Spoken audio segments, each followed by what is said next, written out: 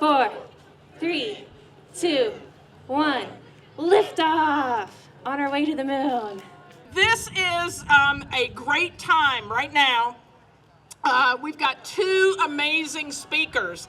These are folks that are on your bucket list. These are people that you need to hear from. These are amazing women at NASA.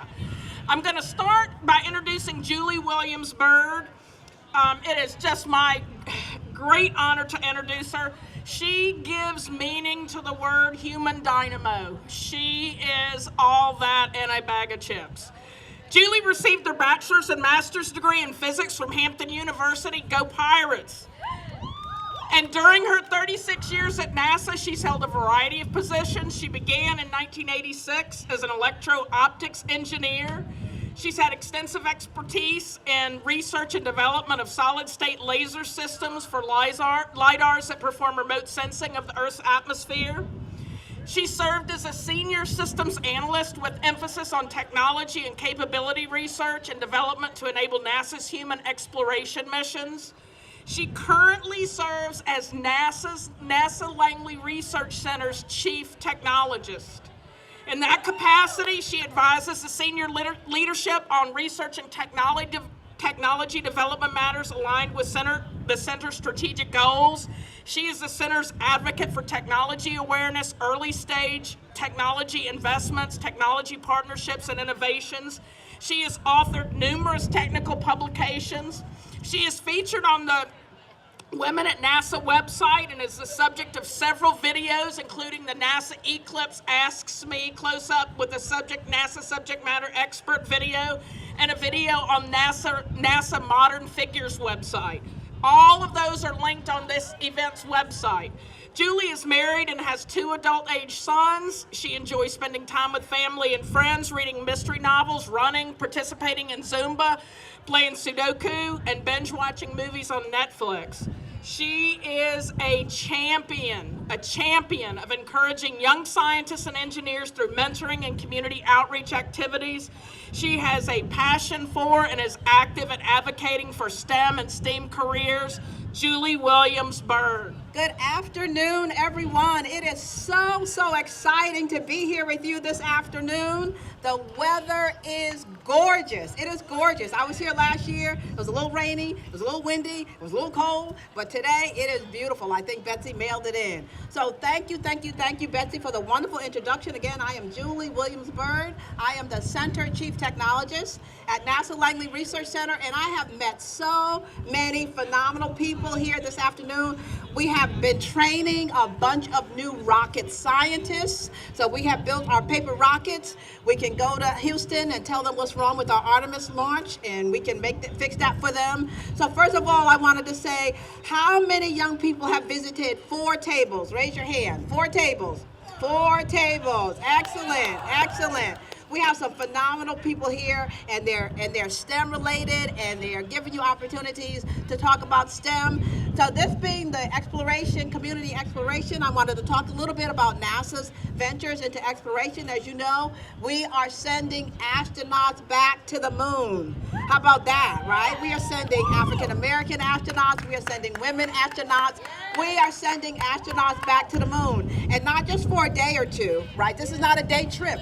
But we're going to go, and we're going to stay, and we're going to live, and we're going to figure out how it is to be on the moon, which means we need a gazillion technologies for our young folks to invent so that our astronauts can go there and be safe. Because anybody knows when you go to the moon, there's no oxygen, there's no power, there's no lights, there's no water, there's no McDonald's. Can you believe that? There is not a McDonald's on the moon. What in the world?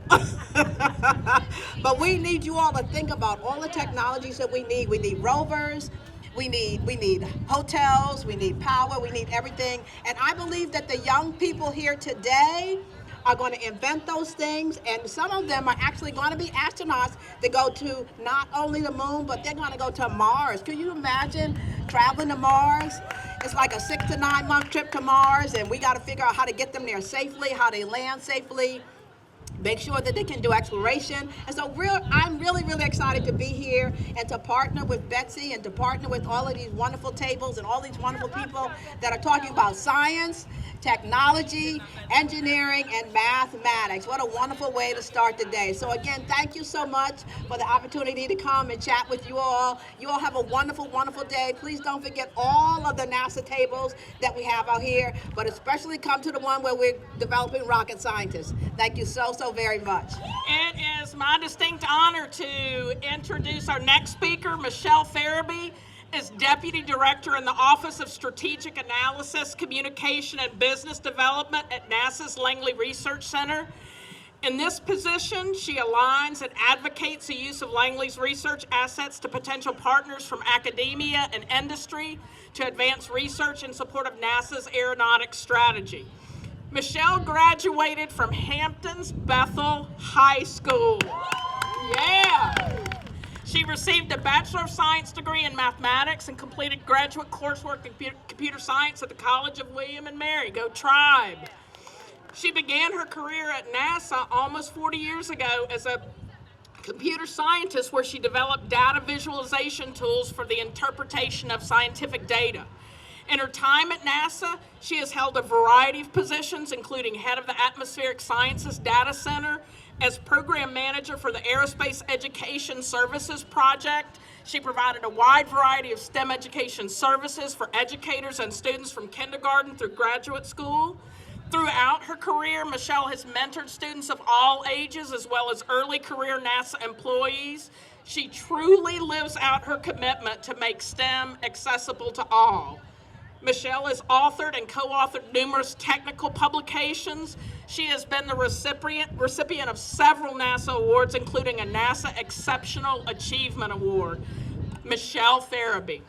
Thank you, Betsy. Can all of you hear me? Okay. So how many people have visited 5 tables so far? Raise your hands. Raise your hands. All right. Woo! Well, let me tell you. Ms. Williams-Byrd talked about the space program, but how many of you raise your hands if you are aware that NASA is with you when you fly? That every airplane that's flying has had NASA technologies or has been tested in a NASA wind tunnel. Tell me how many of y'all know that? So, and also, we talk about this beautiful day.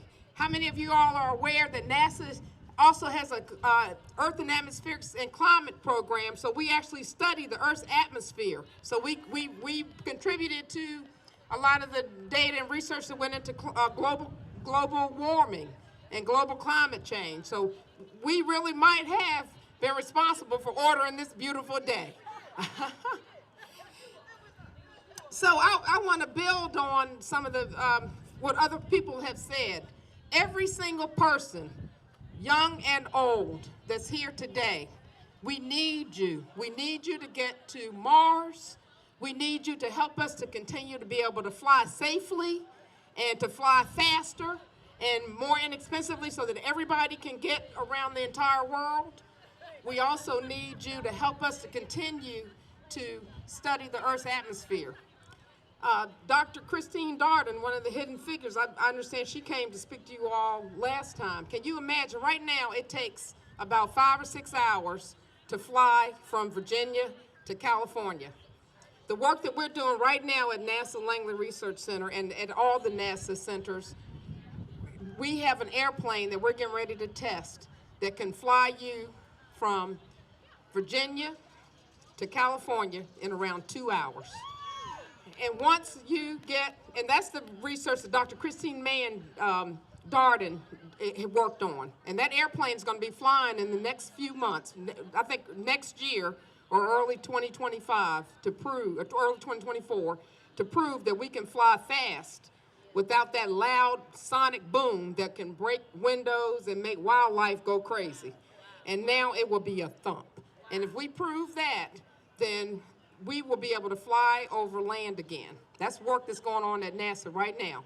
And once you get over to California, instead of having to deal with all that traffic, you'll be able to get on an air taxi that will rise up like a helicopter, fly straight like an airplane, drop back down like a helicopter, and instead of you being in 2 hours of traffic, it'll take you 10 minutes. And you'll be able to stop by McDonald's on the way. So that's an example of why we need you all, we need your minds. And no organization, whether it's a city, municipality, state, federal, any industry, academia, we need scientists, we need technologists, we need engineers, we need mathematicians, but what else do we need? We need people in the arts. If we can't talk about what we do in a way that people can understand it, we will not be able to continue to move forward. So we need artists who can draw the beautiful pictures that you have. You know what the Artemis looks like because we had artists. We had artists that drew that Artemis and helped sketch it, even so that the engineers can make sure that they're designing it properly. So if you can't communicate, we have to have people who can communicate as well. So we need everybody's minds. We need lawyers. We need business people. We need people who can help us keep the books straight and keep the money straight.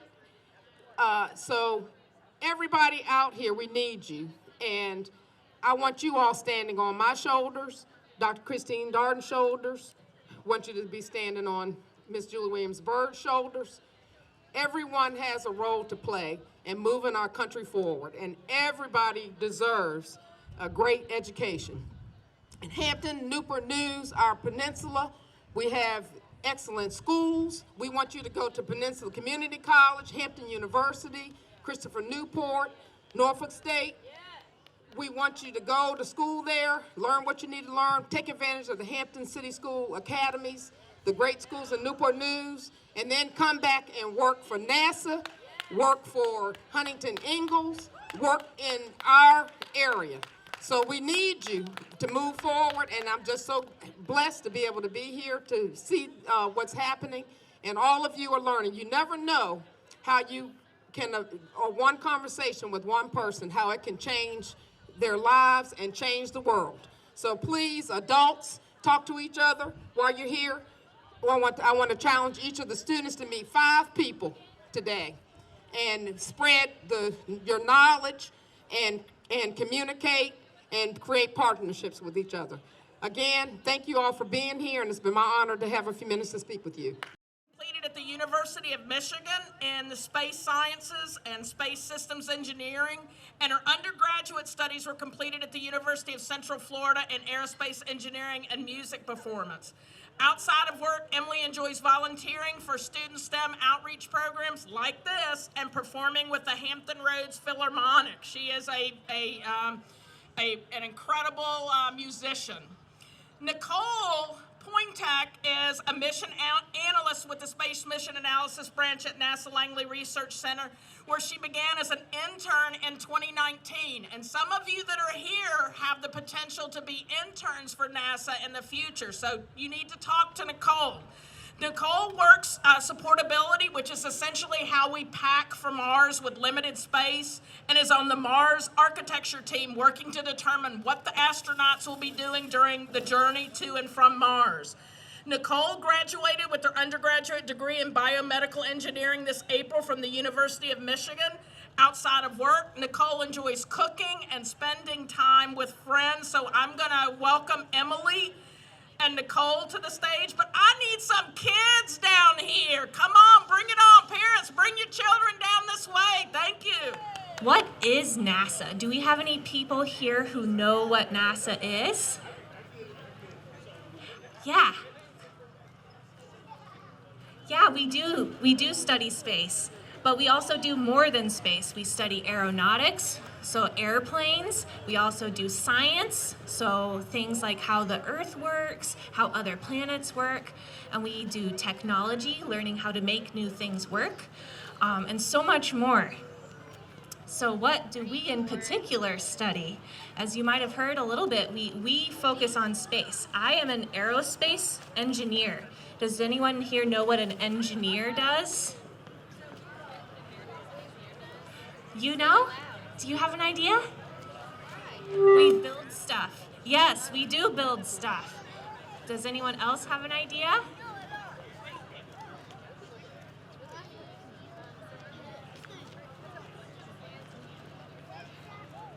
We send stuff to space? Yeah. We do study stuff too. Yeah, very good answers. So as an aerospace engineer, I study things that go to space and help design and build things that are going to go to space. Nicole, what do you do? So, like we said before, I did my undergraduate degree in biomedical engineering, but I work in the same area as Emily. So I kind of specifically focus on what the human being, like all of us, are doing in those crazy space-like environments. And study how we go forward to do things like going to Mars and beyond.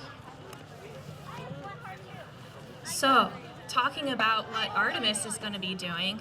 So Artemis is our new human exploration program that's going to send astronauts back to the moon for the first time since the Apollo program.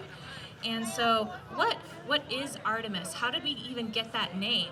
So Artemis kind of ties back to the history of the Apollo program. If you know a little bit of Greek mythology, Artemis is actually the twin sister of Apollo. Do we have anyone here who has a sister or is a twin perhaps? So we got some people with sisters? Yeah? Yeah? Ah, yes, I see. So we have Artemis, who is the twin sister. The Artemis program will also be sending a woman astronaut to the moon for the very first time. Very, very exciting. So I think this is the part where we need everyone's help. So come on up to the front.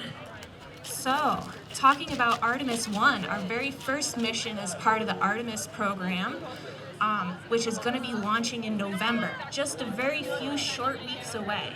So our first volunteer, we need someone for our Space Launch System, NASA's new rocket. Do we have someone perhaps who is tall or very strong? Okay, so we have our first volunteer. What's your name? Catherine. So you're going to be NASA's brand new rocket, the Space Launch System, the most powerful rocket ever built. Are you feeling strong today? Awesome. Okay, so for our next volunteer, we need someone for our Orion crew capsule. So we maybe need someone who is caring, is willing to protect their family. Do we have someone here? Badges are down at the registration table, which is down Okay, great. So for Artemis 1, our two volunteers here, you guys are going to be buddies. So why don't you go be a buddy with your Orion? So the Orion crew capsule will be right on top of the SLS rocket. We won't do that today. But in real life, that's what would happen. So Orion, in later missions, you will get to have the astronauts. You get to protect the astronauts on the way to and from the moon. It's 2 tables with Are you ready for that? That's where you can get a name Okay. tag. And, Maybe. Well, good thing Artemis 1 is all about getting ready. So it's our test. We get to practice first. So then you can practice, and then you'll be ready for real next time, right? Right? Maybe? Okay. So, for Artemis 1, it's going to be the first flight of our SLS rocket. The first time Orion is going to go all the way to the moon and back.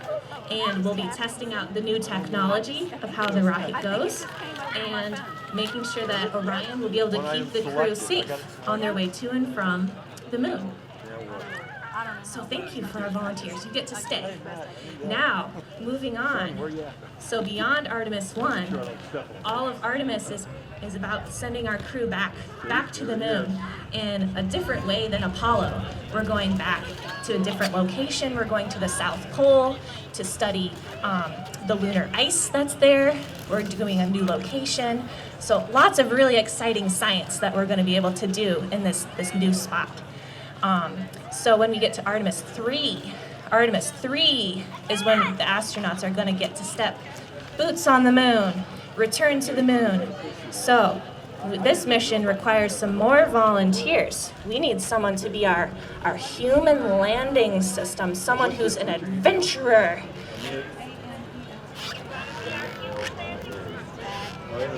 Yeah?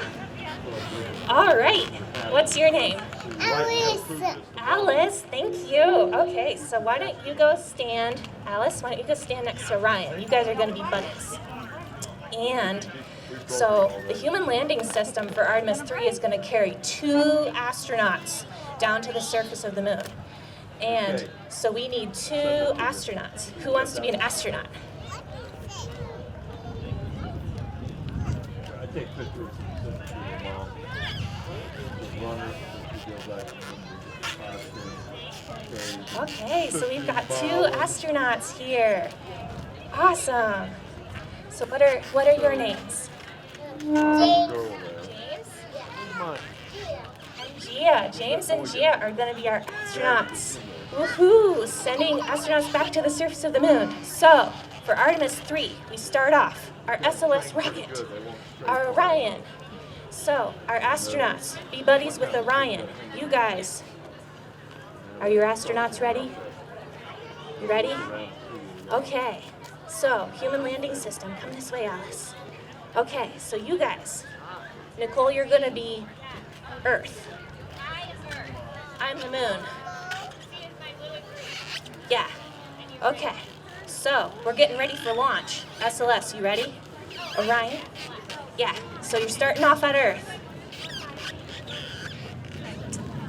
So, the human landing system will have already launched and will be waiting close to the moon, waiting for the crew to get here. And so then when the crew is ready to go, Nicole?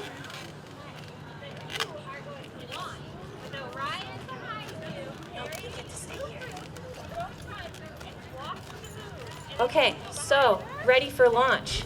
We need a countdown. Can we start? 10, 9, 8, 7, 6, 5, 4, 3, 2, 1. Liftoff! On our way to the moon. Okay, so SLS, unfortunately, you don't get to come all the way to the moon. So you get to go back to Earth.